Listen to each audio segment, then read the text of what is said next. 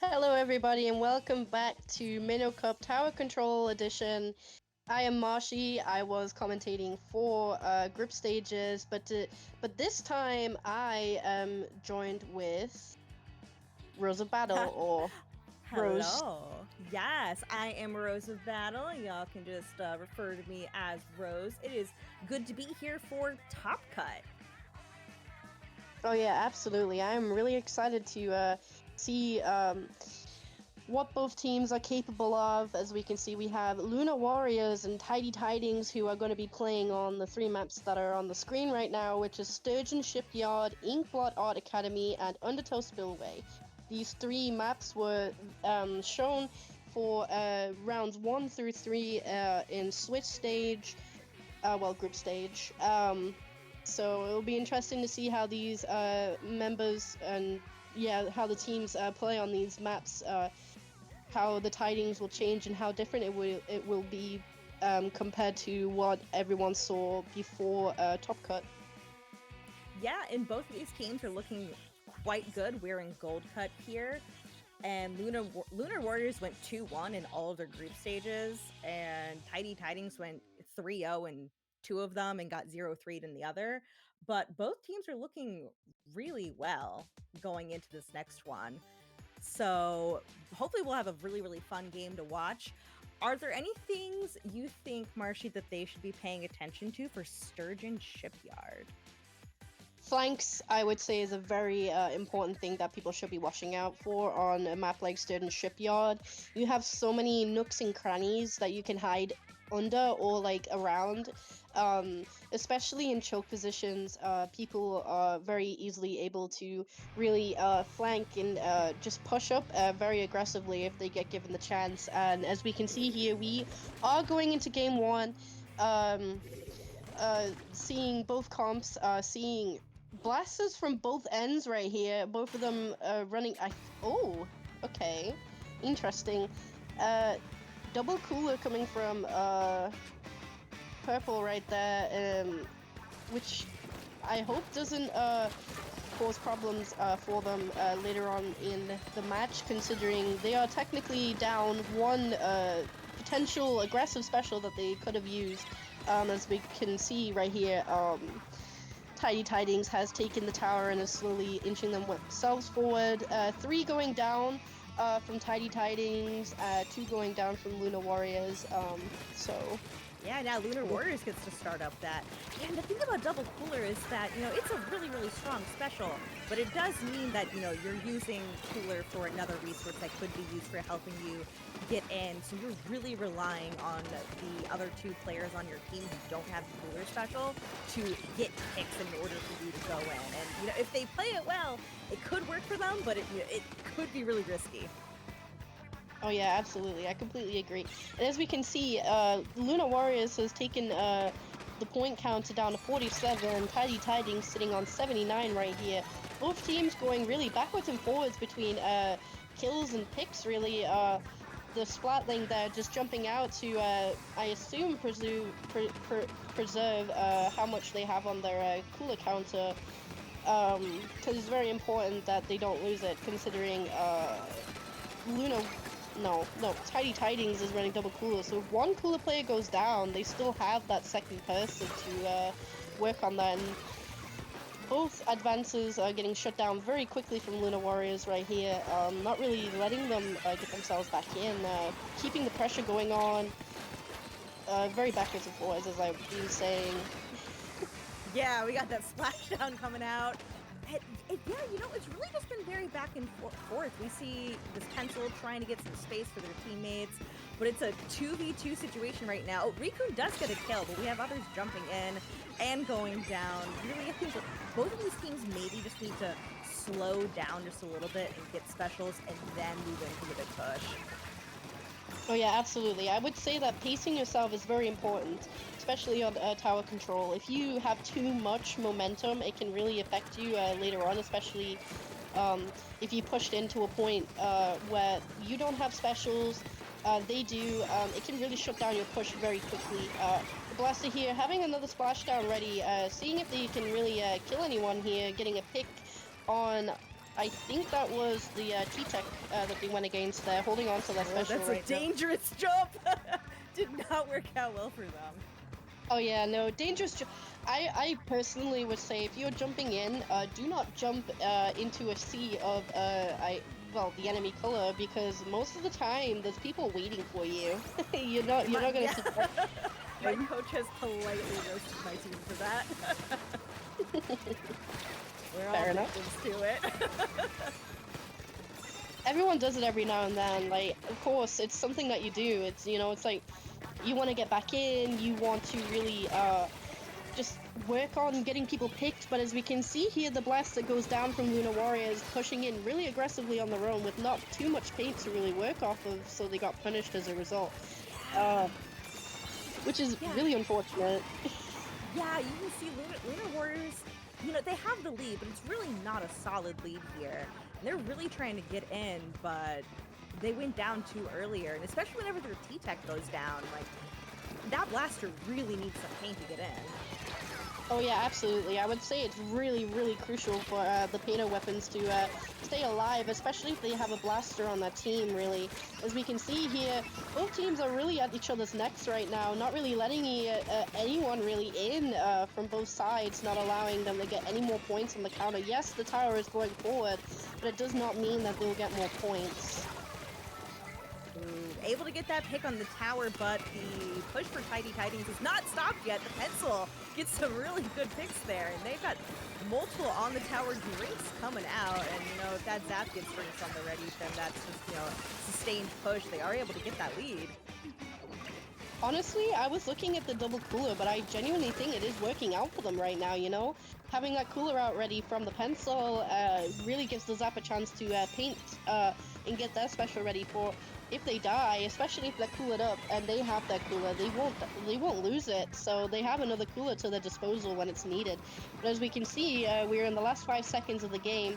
26 and 45 from Lunar Warriors and Tidings getting pushed into overtime right now. I wonder, will they push their points down, or... Oh, there we go. That is game 1 that has went to Tidings. Yeah, Lunar Warriors, I think if they'd had a little bit more time and specials at the ready, they maybe could have pushed that further into overtime, but they were pushed off, and I think just not quite ready at that moment to get full control of the game and win in that overtime. Oh, absolutely. I would say if they had more time, they could have definitely pushed tower further forward. But of course, with the overtime counter, there's also the thing of you cannot jump off tower. You are not allowed to let that tower breathe. You have to stay on there, which can cause a lot of staggering.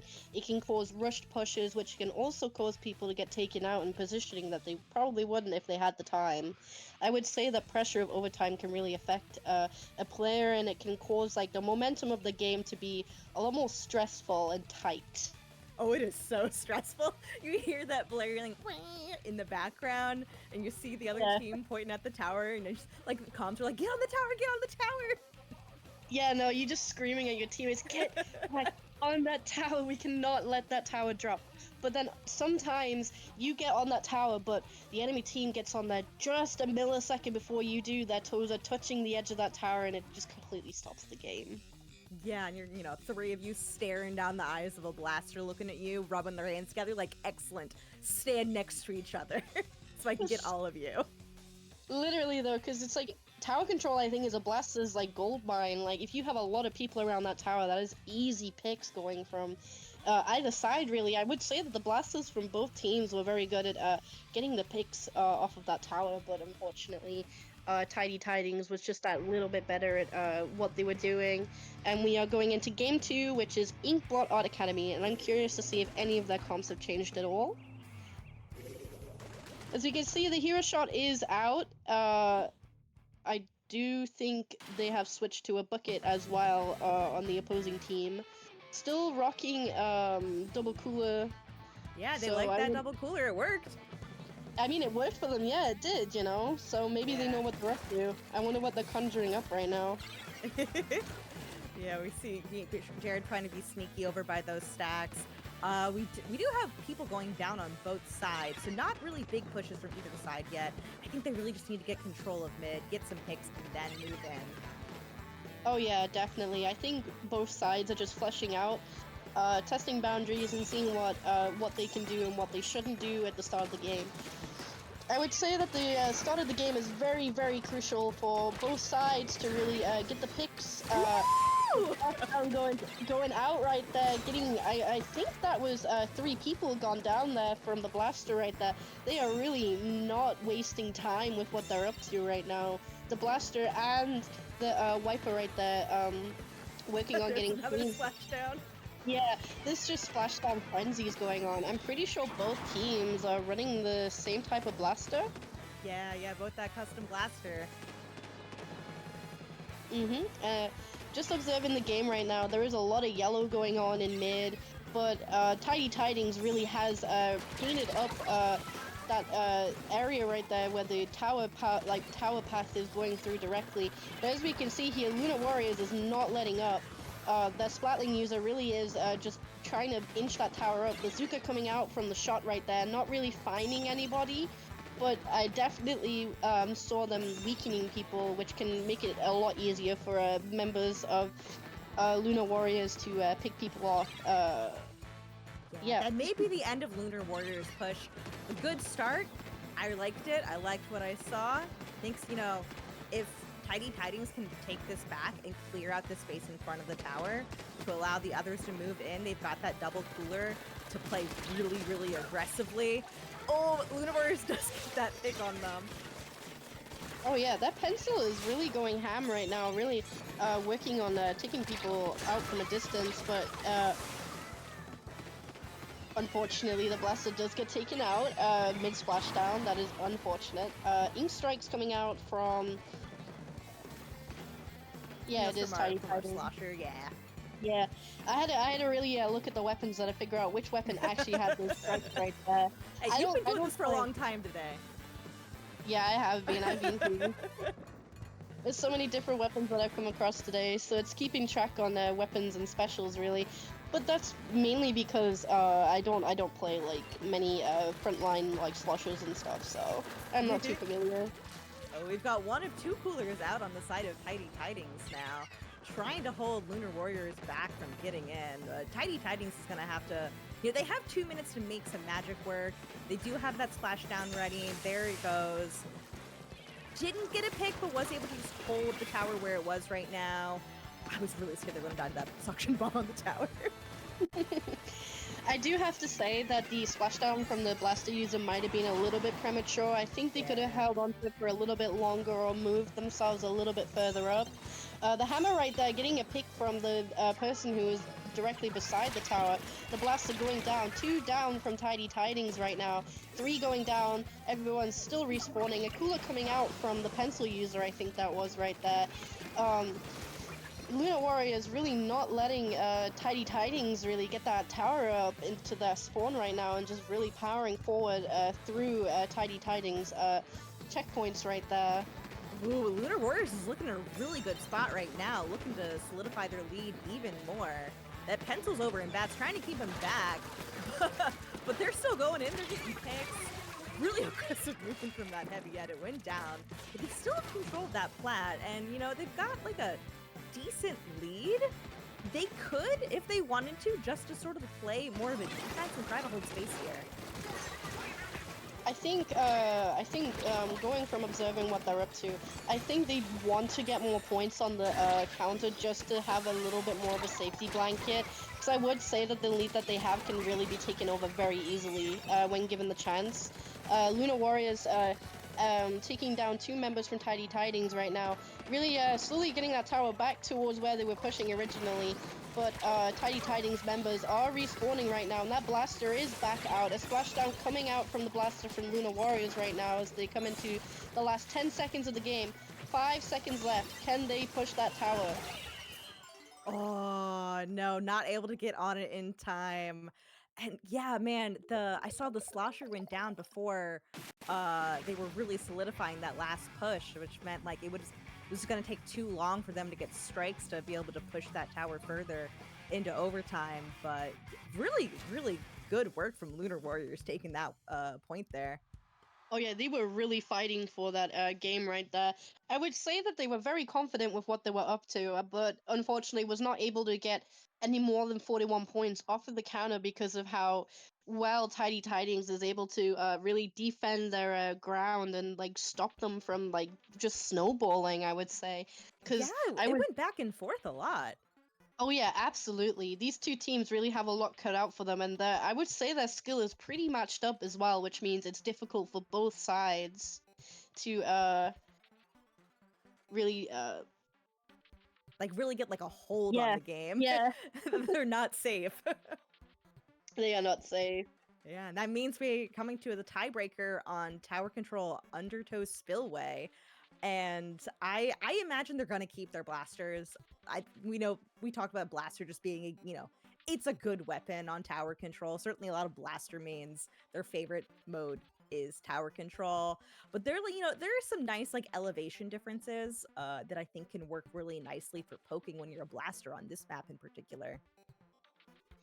Oh yeah, absolutely. Though, to be honest, when it comes to Undertow Spillway, I am personally not really a frontline I don't play like shooters and stuff very often. I'm more of a splatling player, so Undertow is a really good map for splatlings, in my opinion. But I'm not very. I would say I'm very opposed. It's just my favorite weapon, like pick for Undertow. I would say is Hydra Splatling, but that's only because I 5-starred and I'm a very Ah. big fanatic of it. Yeah, we've seen that heavy edit, which I know is a hard matchup into pencil. They're just sticking with the heavy edit. The Luna Blaster coming out instead of the custom blaster right there, and And we have a range. coming out. We're coming out with CRB. We switched up both our blasters. Interesting. They're keeping basically the same comps, but they did switch out their blaster player to two different types actually, so they're not hand in hand with each other, having that splashdown wall that they were doing in Inkblot. Yeah, we do have one cooler already at the ready on the side of Lunar Warriors, but two of them went down, so I think that Zap's just... Yeah, got cooler out, but they all wiped! That cooler's gonna be wasted. That is really unfortunate. Looking at the map right now, even if they wanted to get that cooler, they are not able to get in there without dying. The Lunar Blaster! Yeah, I was gonna say the Lunar Blaster is going ham in the corner over there. Really, see, yeah. The hammer! The double hammer going on right there from the Lunar Blaster and the Wiper right there. Unfortunately, both players going down as Lunar Warriors is getting their tower back to mid right there, cleaning up, really collecting their surroundings. Ink Stripes coming out from the bucket player right here, not actually getting anyone from that. From what I can see, Tidings player, Squabbing player did get a cooler out, which means they should be able to push in a little bit more aggressively. The Wiper going down to a bomb, unfortunately, after taking out the range blaster. The pencil from Lunar Warriors is still trying to reposition and collect their bearings right here, seeing if they can get anyone. Taking someone out from tower from Tidings right there. A hammer being back out from the Lunar Blaster, I assume? I think it was. Zek was in a good spot, though. Able to get that one pick. Can they get another? No. They do get a trade, though. Hey, a trade is a trade at the end of the day. If they can get someone down on the enemy team, then it's not a waste, in my opinion. Yeah, and Tidings has the lead. If they're just able to keep Lunar Warriors away from the tower, the trades are going to be in Tidings' favor. So. Absolutely, and as we can see, the Wiper player is really just working on picking people off in the background right there, not really bringing too much attention to themselves unless it's needed. The support of the Lunar Blaster player really works, but unfortunately gets taken down. That is 3 down from Tidings, and that is 2 down respawning from Lunar Warriors. Unfortunately missing the hammer throw, not being able to get anybody off of that tower and killed. The Wiper player unfortunately gets taken out. Wait, hold on. Did they get taken out they got taken out by Blaster. Hold on. Oh my gosh, it is just going back and forth. Yeah, man, Lunar Warriors had like a really good push there, all the way down to 24. They only have one more checkpoint to clear, and they're back on the tower again. Scary spot though, being alone. Oh yeah, absolutely. As we can see, the shot user was really looking for the player on the tower right there. Unfortunately, actually catching them through the tower right there and taking them out. there is a really even split between Tidings and Lunar Warriors right here with Inkcolor. I'm hoping that Tidings can get a push in. As we can see, they are slowly moving themselves up, and I'm hoping that someone can grab the tower at least to try push more points. And unfortunately, the Wiper does. Wait, it was the Luna. The Luna Blaster gets taken out. That sucks. Oh, I feel that. You know, So Hammer unfortunate. is so inconsistent. It feels like sometimes it pops off really hard, and then other times it feels like you get punished so badly for using the Ultra Stamp. It's like you're not at that point. Like the special weapon sometimes feels like an absolute dud. The Kraken player has forced somebody to jump out and is also trying to get space for that team to take tower back. Right there. They've been like soft wiping on the side of Tidings side, so Lunar Warriors could, you know, they could keep going in. Oh yeah, absolutely. As we can see, like Lunar Warriors is really making Tidings have a hard time of really pushing the tower or even stopping it. Really, they are really good at their defense and their offense, from what I can tell. Yeah, they're doing a great job here. Got a cooler out on the side of Tidings. This might be the last cooler they have unless this Heavy Edit's able to eke in one more right at the end of the game for a final push. Do go down, but they'll be back right back. The Hammer comes out, getting some picks, really trying to get some picks. They can hopefully get past the second checkpoint and make it all the way over to the third checkpoint. Wiper is pushing it really hard, trying to move him away. I would say that Tidings are really pushing themselves in a little bit too aggressively, causing themselves to get staggered. I would say it's working against them. That Wiper taking out the CRB right there. They have 10 seconds left on the clock. Not too long left to get points on the tower right there, and that pencil player is really just waiting for the jumps right there to get them picked off. And that is game 3, which went to Lunar Warriors. Yeah, they do take that, you know. That was close. Like Tidings, I could tell, was trying. They were working. They had some really good pushes there. Lunar Warriors just had like an even better push. You know, I came into this round thinking, oh, I don't know if that double cooler will really work out for them, but as we can tell, it really did, surprisingly. I would say, to be honest though, with the weapons that they picked, it makes it easy to enable a double cooler, I would say. They're not really losing too much, and it's also very helpful. Yeah, because it also, you know, allows that Zap to play more aggressively along with those mid lines, be able to, you know, mid lines and the front lines, be able to get them paint to move forward. They, you know, they can tell themselves, oh, I can push up forward, and I can be a Slayer myself temporarily because I'm coolered. You know, I've got a lot of the movement buffs, and I can probably take out some people myself, and I can go in and attack when I have a cooler ready, and as soon as I go down, I know I can come back and just, you know, second round of drinks, here we go. Oh yeah, absolutely. No, this was a really fun set to watch. It was really, really backwards and forwards. It was, I guess as a visionary purpose, it's like a rope where you're like trying to pull it over the line. They were really fighting for it, not letting it go over the line. Yeah, it was really much that push and pull sort of deal. Oh yeah, absolutely. I really wouldn't say that either team ever had, you know, a dominant hold for the game. There were totally times for the other team to get back in there. I would like to say that we are currently rounding up round 1 and getting ready for round 2, which is going to be between Guess What and Kittens.